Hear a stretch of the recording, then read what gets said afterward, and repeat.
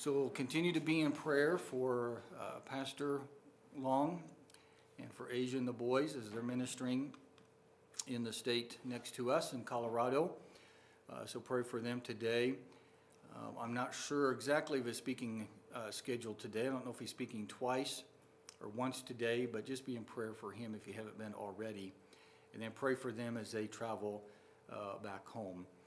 So in their absence this morning, we're going to be blessed by listening to the ministry of John and Bibi Rogers. Their ministry is called BARNABAS Enrichment Ministries, and perhaps throughout the day or maybe this morning and Sunday school and today, he'll explain a little bit more about that, because there may be some new people here in the morning service even that are going to be new to your ministry. And so I'll be mentioning this again in the morning service and introducing John to our ministry. And you also might want to share what you're going to be doing next week down in Nephi as well. And then I'll also mention this in the morning service, but I want to mention it now that there's a table back here, and there are some resources there, like a prayer card, which you'll probably want to pick one of those up. And then there are some books out there too that you will be interested in picking up for your own growth and edification there in your own life and ministry. So John, would you come and share with us this morning? Thank you, Mike.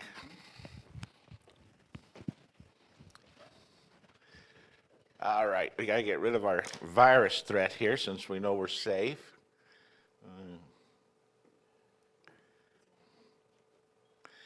And there we go. Fantastic. And the lady who's walking out of the building is my wife, and she's taking the kids there. That's Bibi. We'll be sharing a little bit more at the meal. We promise we're not going to go more than 5 or 6 minutes. If we're really on a roll, we'll do about 7 minutes after the meal today, and just kind of give a testimony and share a little bit with you. Meanwhile, we're going to be sharing this morning about our ministry first, show you some pictures of that and talk about that. We do want to encourage you to look at the display table, because we have a philosophy at Barnabas Enrichment Ministries, the organization I'm with. We don't charge for things. You have an opportunity to donate if you can, and that helps us get more material to be able to give away. But I want you to look at that. There's something there you would like to have. You don't have any money to donate, don't worry about it. Take it. If you do, then help us out by putting some money in there so we can keep buying more material and being able to give it out. And we'll talk a little bit more about that in the morning service. Next week, we want to really encourage you, if you're able to, down at First Baptist in Nephi, we're doing a small church conference. And what it's about is some of the challenges that small churches face.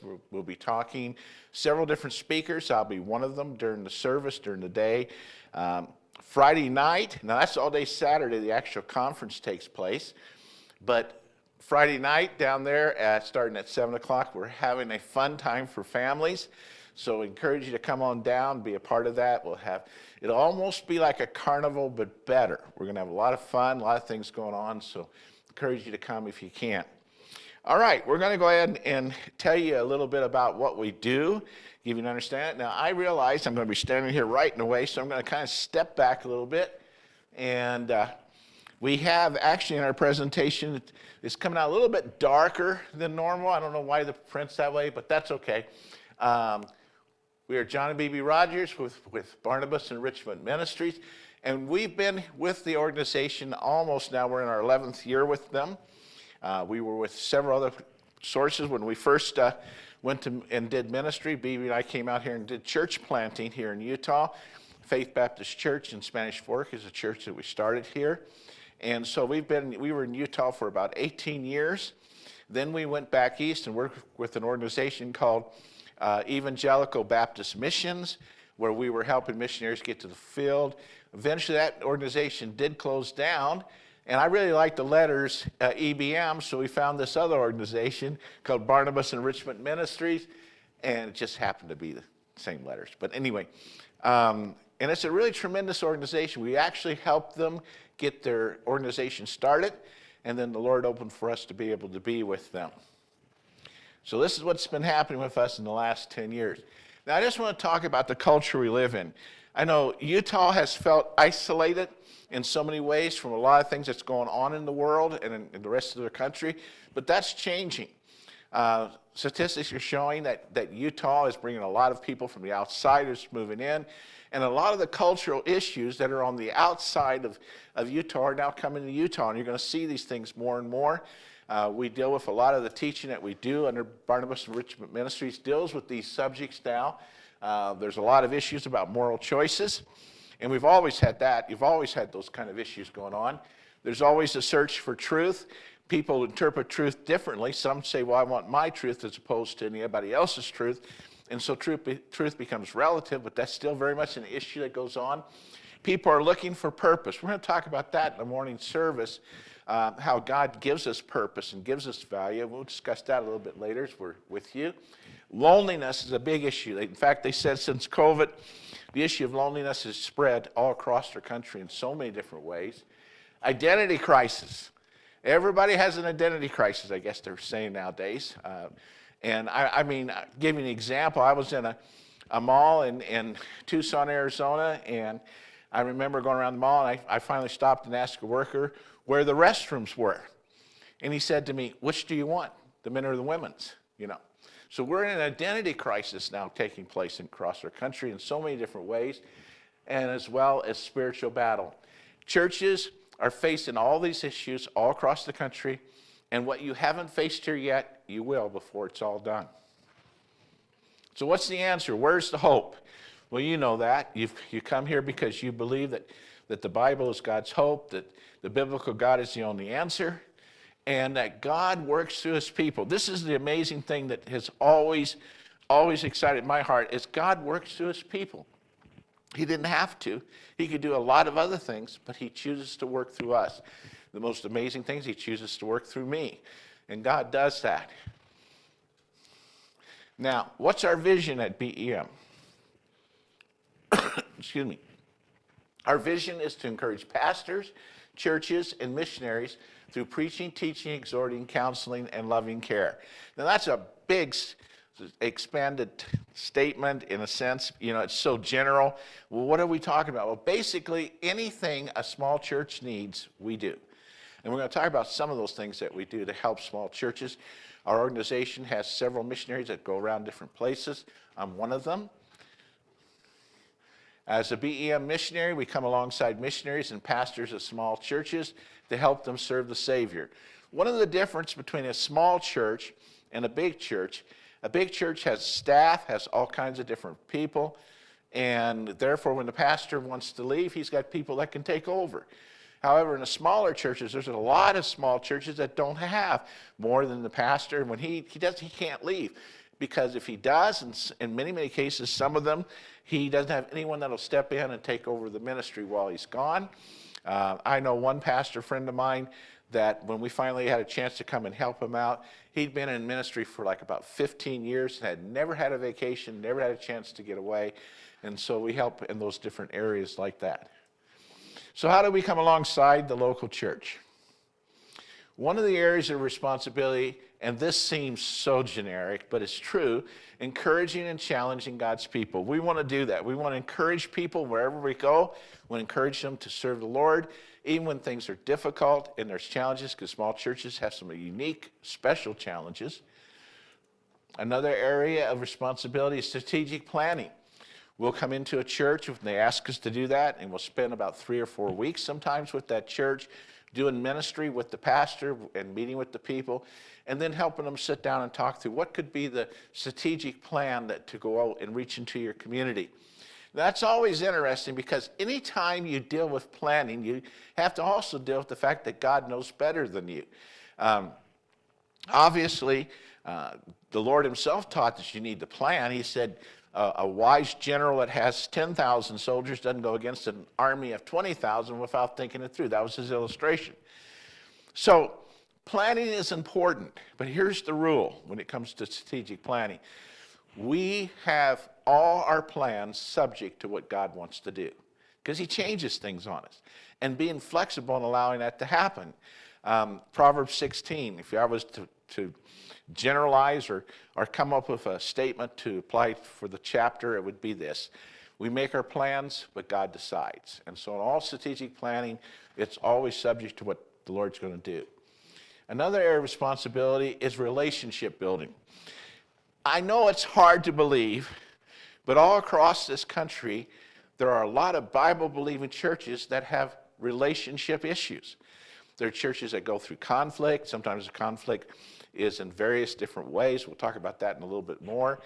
But one of the things we do is we come into churches and do training on relationships. And we'll talk about that a little bit more here in a little bit. But that's so important because God designed relationships. God has always lived in relationship. I made that statement and a person said, well, how can God always live in relationship? Because he existed before anyone else did. He was all by himself, so how could he live in relationship? Well, the Bible teaches us that God as a singular being exists as three persons.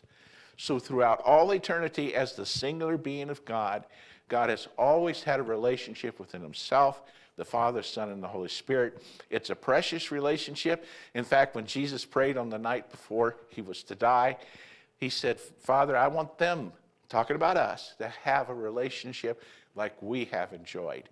And that's what God wants. God wants us to experience that, not only with him, but he wants us to experience it with each other. And that's what he plans for. That's what he wants to see happen.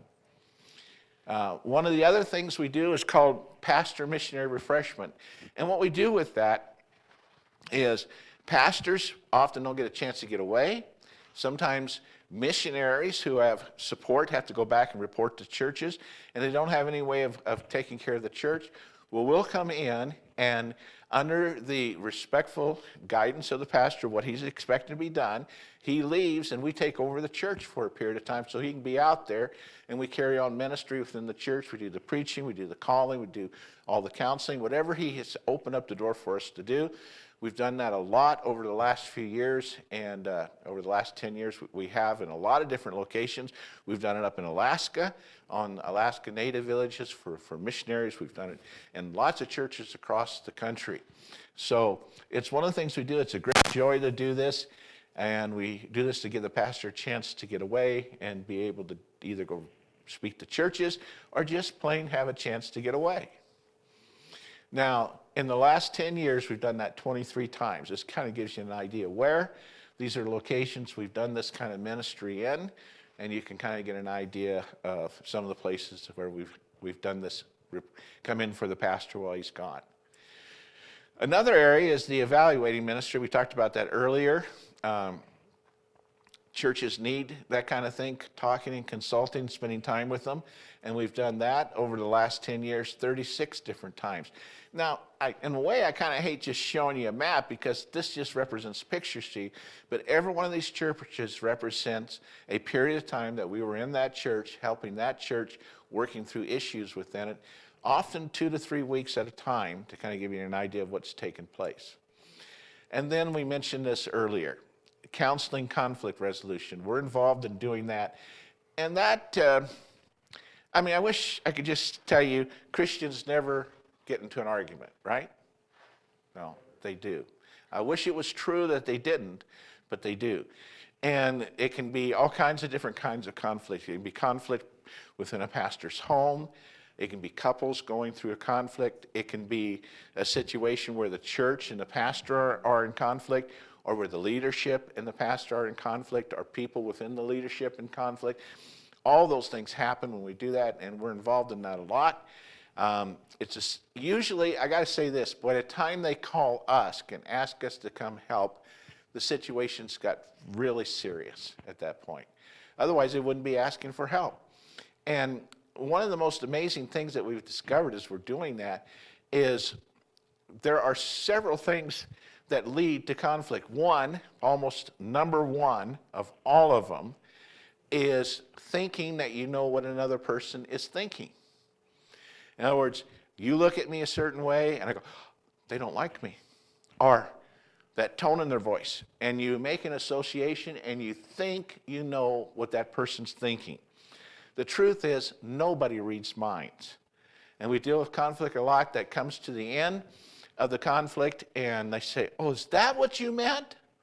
What a terrible tragedy to have a church in arguments and difficulties when they've just needed to sit down and listen to each other with it. I tell you, another one of the great conflict points in a church is Facebook. Facebook is a wonderful tool, but Facebook has caused more conflicts within churches. People, I've often wondered about this, will put things on Facebook they wouldn't say to another person. And of course, it's on Facebook, so it gets read and such. So we do have conflict. And this will give you an idea of the amount of those that we've dealt with in the last 10 years. All those areas represents places we have gone to and dealt with conflict. We've had 120, we counted it out the other day. In those 10 years that we've been with the ministry here, we've done 120 visits, which follow-up visits by either coming back to the church or using Zoom or phone calls, but all these represent initial visits and a period of time in that area dealing with conflict that goes on. We're involved a lot in local church education. We do like I'm doing here. We go to churches and present our ministry, let them know we're available to help. Another thing we do is leadership training. We'll do retreats with like the pastor and deacons retreat or things like that. Another area is Bible conferences. We do that a lot. And now we're starting as an organization for the last 4 or 5 years, setting up a major conference in an area. We've been doing it in Indiana. We're now doing it here in Utah this upcoming Friday. And it's a conference on helping encourage small churches in what they do for ministry. We have opportunities now being opening to us in Kansas and Michigan to do that conference as well. People really enjoy getting together and talking about the issues that exist in small churches. Witnessing conferences. We lived in Utah 18 years. We actually lived in an area here in Utah that was 95% LDS. It also had 2 other religions in the area. One was the Jehovah's Witnesses and the other was the Hare Krishna compound. And so we had a lot of exposure to religion. Along the way, we started teaching people on how to talk to religious people. And resulted, we wrote a book on that. That's on the display table. You're welcome to get a copy of that. It's not a book about what religions believe. It's a book about how to talk to religious people in a way that's God-honoring when you're witnessing to them. All right, another one is the relationship conferences. We've done that all over. We have a CD on the table back there I encourage you to pick up that was taped of one of our relationship conferences. I think you'll find it interesting as you go through it. If you're going on a long trip, pop it in the, if your vehicle still has the ability to do CDs, that's changing too. Another conference we're doing, and we just have the symbol there, but it's called, Is Your Christianity Cultic? In other words, what started happening, I watched how things were done in religious organizations, the controlling, the manipulating that goes on. And then as I traveled across the country speaking in churches, Bible-believing churches, I started seeing a lot of the same things taking place. The manipulation, the controlling that went on to try to get people to do what you wanted them to do. And so this is a series that we're doing on talking about how to deal with people in a godly way, not in a religious way. And starting to do this one a lot across the country. Another one we do is called this, How to Break Out of Church and Serve the Lord, how to get out in the community, how to be involved with people, not just here in the church. And actually, we're doing a miniature version of this at the conference on Saturday for the session that I'll be doing there as well. Another one we're doing is on prophecy, titled The Return of the King. It's a lot of prophecy conferences go into a lot of what's happening today, and therefore proves that Jesus is coming back soon. And there certainly is a lot of things going on today that would indicate that Jesus is coming back. But this is not a conference about that. This is an actual study on what the Bible teaches about the return of Christ, what it shows is going to happen, why, what's the background to it, and all that. During the last 10 years, when I say meetings, that's a one-time thing where we're going into a church for a Sunday. We don't do any more extra days. And that's what I classify as meetings. Now, it doesn't mean we can't come back to a church and have a meeting again or come back and do a conference. But when I put up the number here, 141, that's one-time meetings across the country where we've spoken. give you an idea of some of the places where that's at. We've also done conferences. That's where you go at least 2 days to 5 days at a church, and we've done that 68 times in the last 10 years. I just want to give you a picture of what we've been doing in the way of the responsibilities that we have, and then I want to talk about what I really think is important is what happens within those meetings and churches that we go to. Traveling for Jesus from 2012 to 2021. Now this is an actual graphic that's supposed to look better than that. I didn't quite flip out when I traveled, but that's okay. All right, I've been involved in 72 different churches, multiple visits along the way. I've been on the plane 97 plane flights.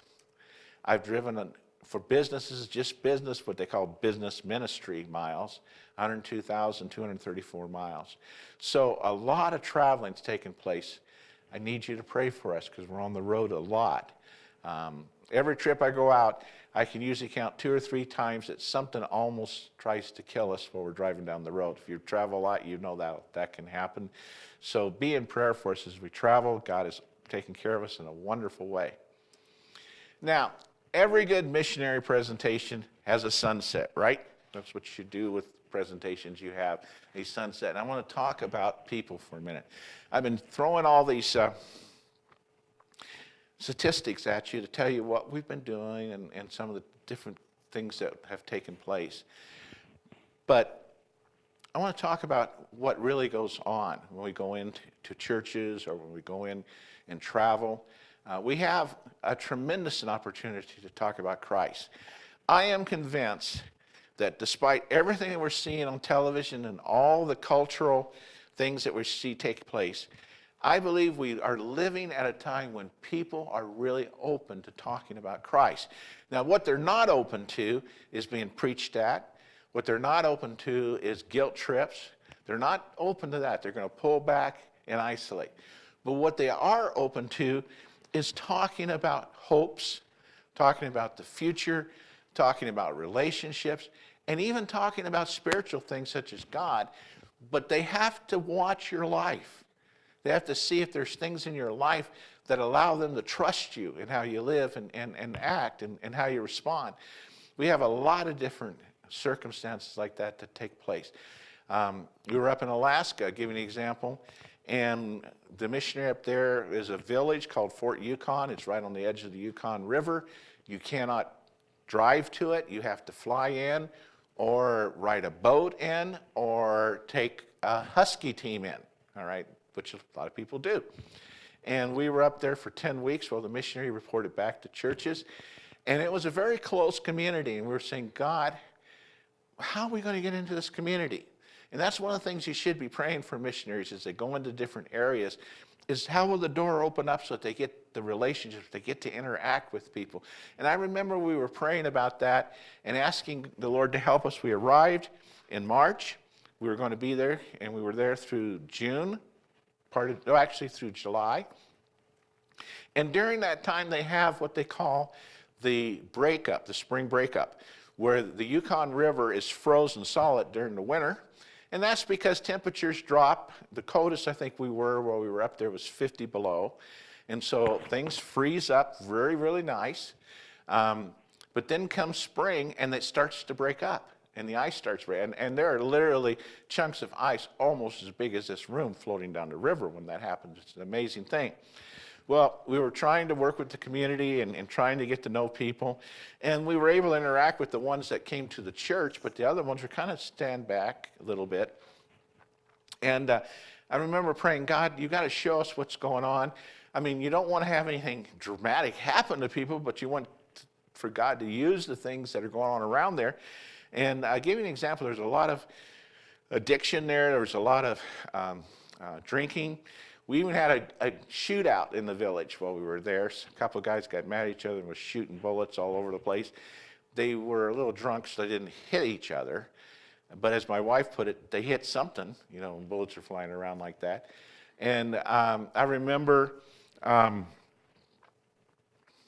saying, okay, God, something's got to happen. And you got to show me what to do. And then something very dramatic took place.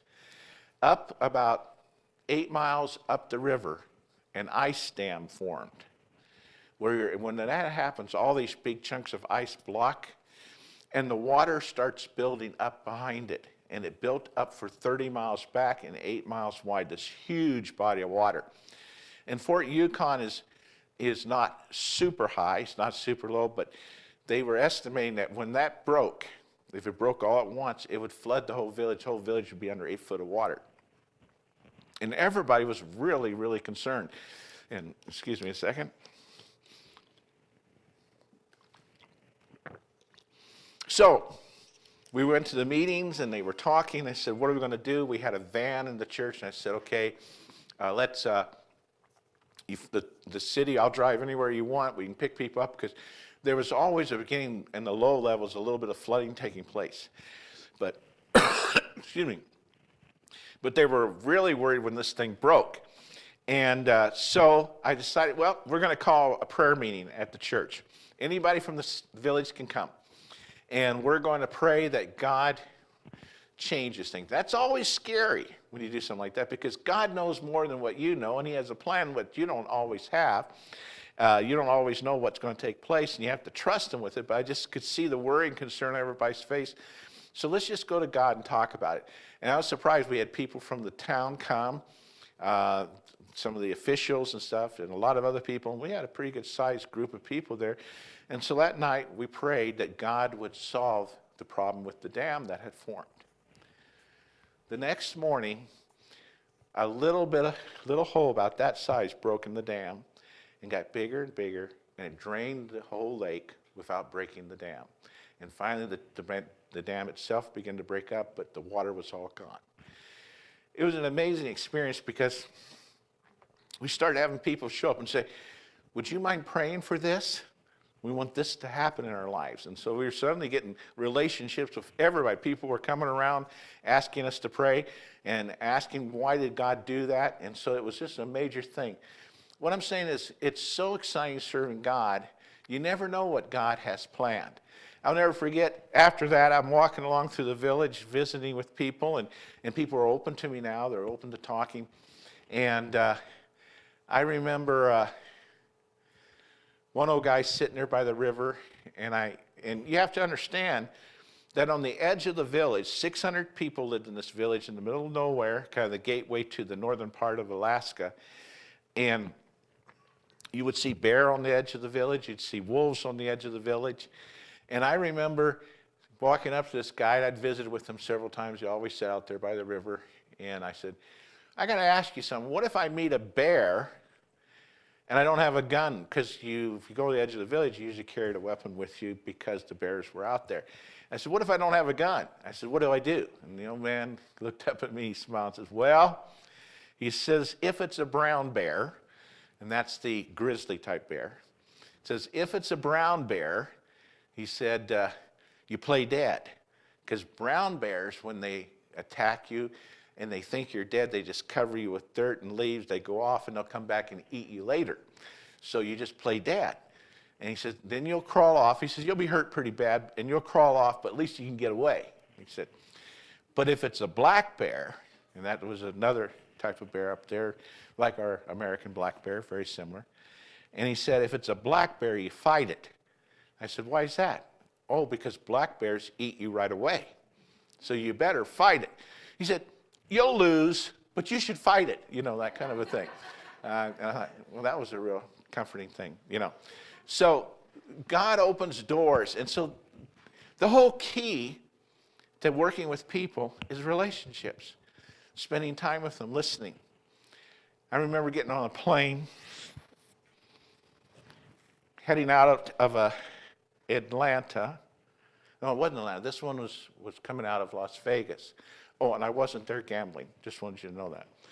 But I'd been speaking at a church in Las Vegas, and I got on the plane, and I'm heading back east to Indianapolis. And it's one of those little jet things that, you know, 2 seats on the side, not very big. And I get in there, and I find my seat. I have an aisle seat, and next to this young man, looked like he was in his teens. He had bald head and earrings and had this really wild-looking shirt, you know. And I said hi to him, and he kind of growled at me, you know. Well, Because I always get excited about getting on a plane because you have an opportunity to talk to someone and they really can't go anywhere. It's pretty cool. But I remember sitting down and, well, okay, he doesn't want to talk. So I pulled out a set of notes on the relationship. I was going to be doing another conference. I was flying in Indianapolis for about 4 days, and I was going to fly back out and go to this other conference. So I'm reading my notes. And as I'm reading the notes, this young man next to me says, "Are you a priest?" I said, "Well, yeah, in a way, I'm not a Catholic priest, but because of Christ, I have a relationship with God that he's provided, and that's what priests would do, would be able to talk and interact with God." And I said, "Why do you ask?" And he says, "I'm looking at your notes there. The word God is all over on your page there, you know." And I said, "Yeah, that's because we're talking about God and relationships." And he said, "I got to ask you something." I said, "Okay." He says, "I'm dying of cancer."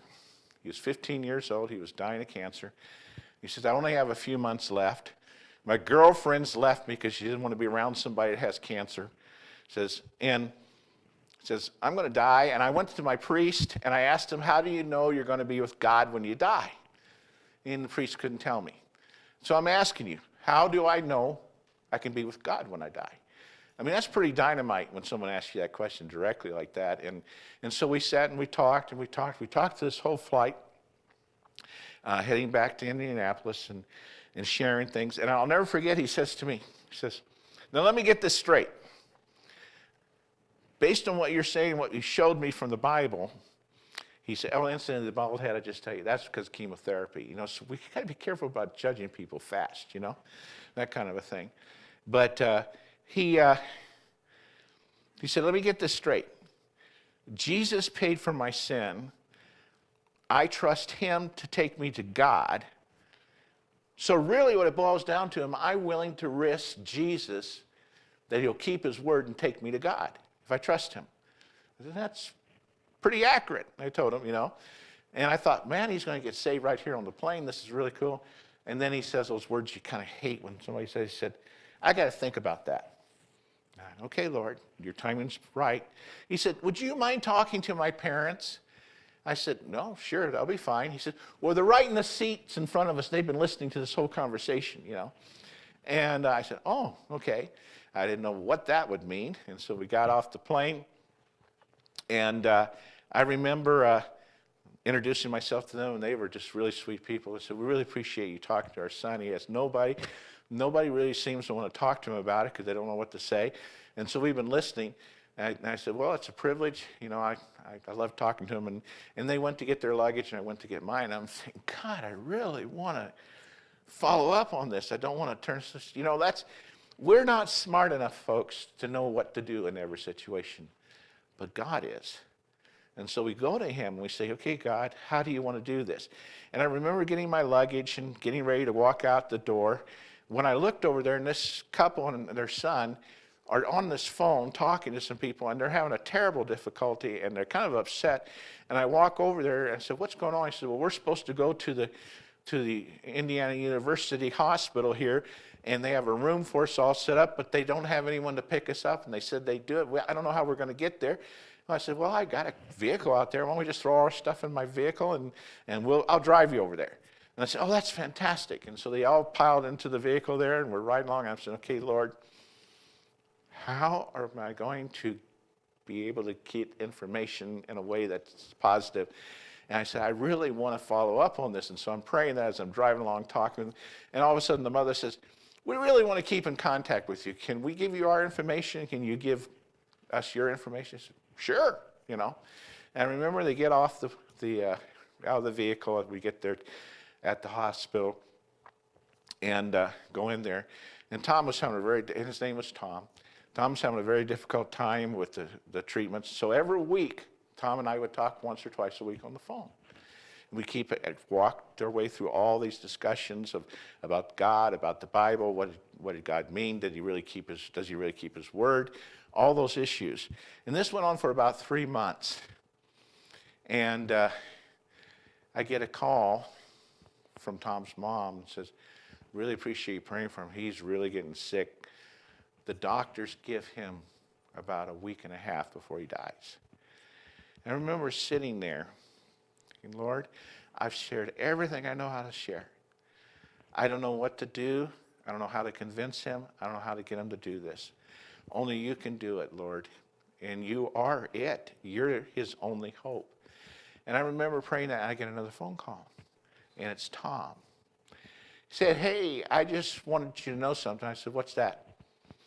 Last night, he said, I decided to risk everything on Jesus. And it's still very hard when I talk about it. I'll never forget, we had this fantastic conversation. He's asked me questions about heaven. I'll never forget, Tom says, when I get there, I'll know more about it than you will, I said, yeah, you will, A couple of days later, I get a phone call from Tom's mom. He's gone to heaven. See, I believe we live at a very, very precious time. If we can just love people, be there, and interact with them. Don't worry about trying to convince people. Don't go through the whole aspect, I've got to preach at them or anything. Just be there. Interact with them. Look at Jesus' ministry. What did he do? He met people, he was among them, and he asked questions. In fact, he asked so many questions. When I first started really studying how Jesus did ministry, it used to frustrate me because right when someone would come up to him, I'd say, okay, Jesus, he's interested. Tell him about how to get saved. And Jesus doesn't do it. Jesus would spend time talking, asking questions, working with the person. And began to realize we got to be invested in people's lives. We got to be involved in their life if we want to be able to share Christ. Now, sure, you can witness to people. There's no question about that. You can do that right away, immediately.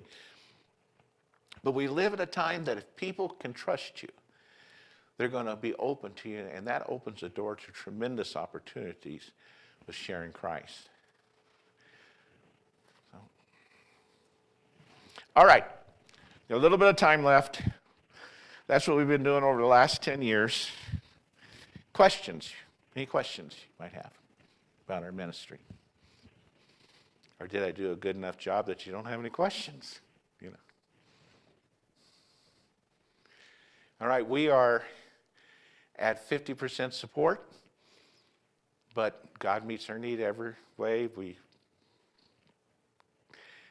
totally keep being able to do ministry through offerings, gifts, things, so it's not been an issue. My wife did not travel for a long time with me because my mother-in-law was living with us, and she's very sick, but she's gone to heaven, so now my wife gets to travel with me again, and you get to see her. That's always a privilege as well.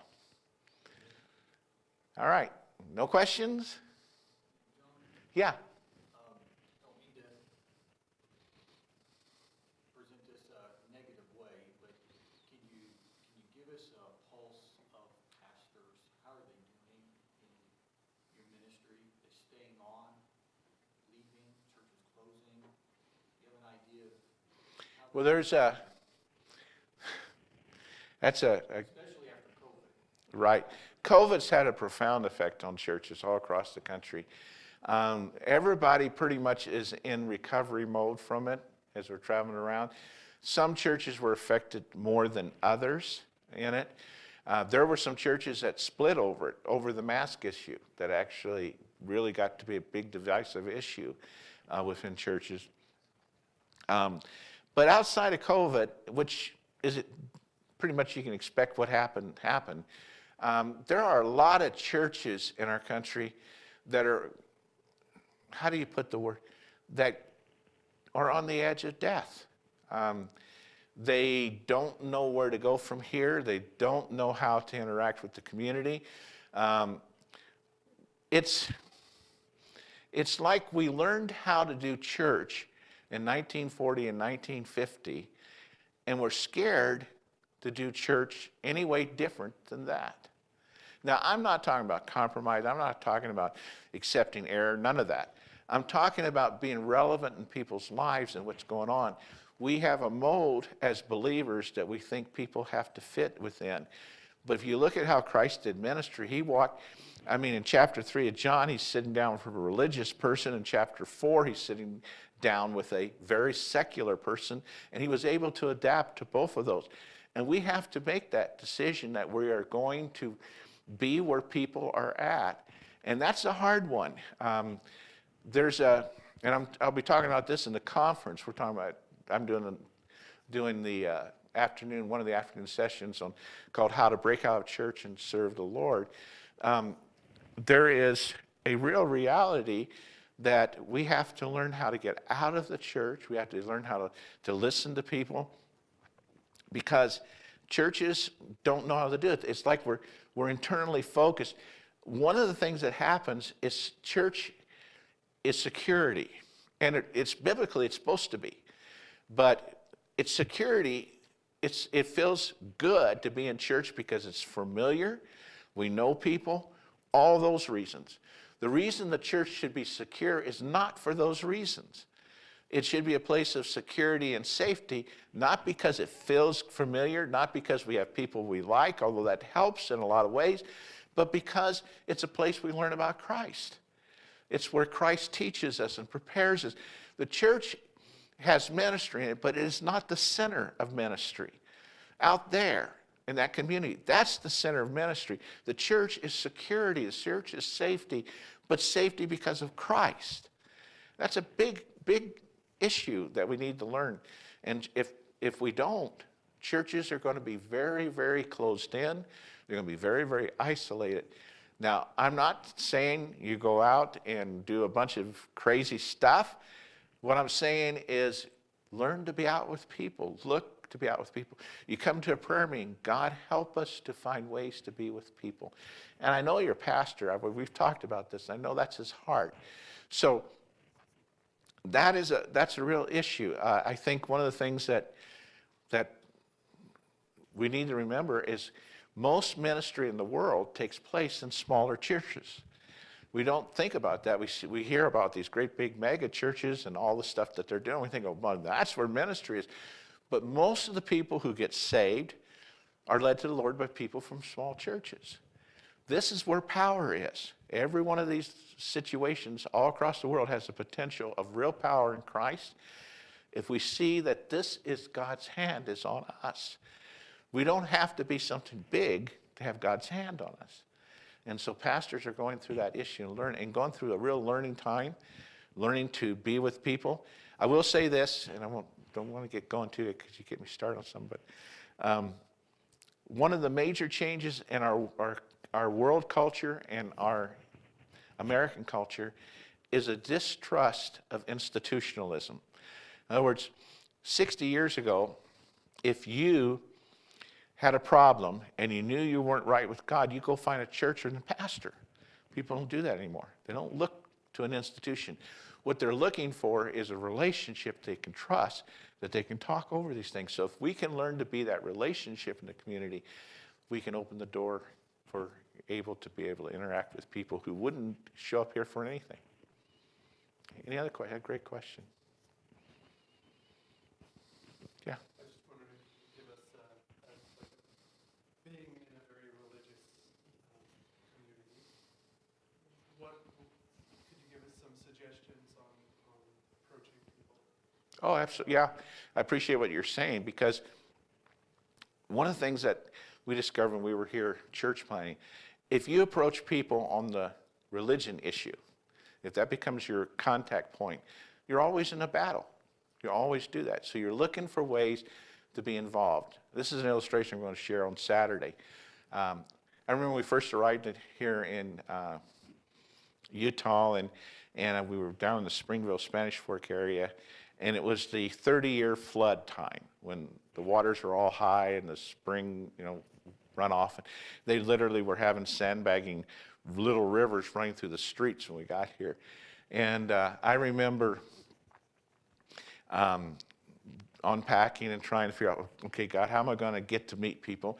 And there went out this in the papers and on the radio that the city of Springville was asking for people to come sandbag.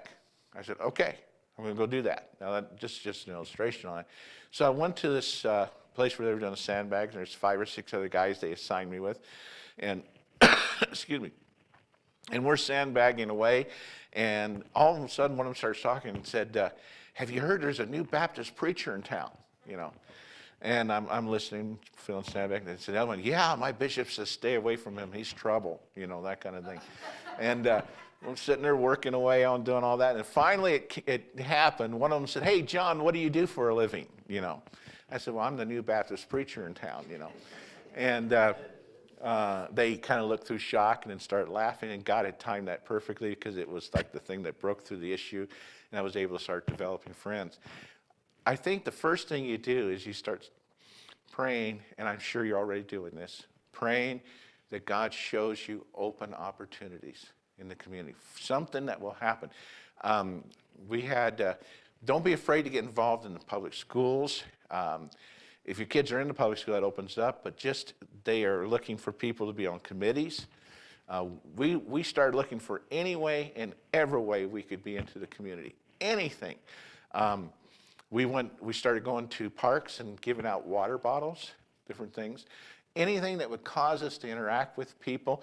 We were involved in coaching a ball team, just looking for ways. And sometimes we did get involved in helping get a pregnancy resource center started. That opened up a tremendous amount of doors, partly because a lot of the LDS young people were afraid to go to their bishop if they got pregnant, because they didn't want to talk to everyone know about it. So they would come to the Pregnancy Resource Center. So I'm not saying those are the things you're to do. I'm just saying you're looking for any way and every way to be with people out in the community where you're not, and you're not showing up to preach at them. You're showing up to build the relationship, and then from there, the opportunities come. And that's what we would discover. Once people started trusting us, and they came to the conclusion we weren't going to hit them over the head with our religion, quote, then they could talk, and especially if difficult times came to them. But it's a real issue, it's a serious one, and the first step, I believe, is really serious prayer that God shows you ways to be in the community, and you're looking for that. And that will always be there. That issue will always be there here, and you're always looking for that as well. Any other questions? I don't know when I'm supposed to be done. You're dismissed.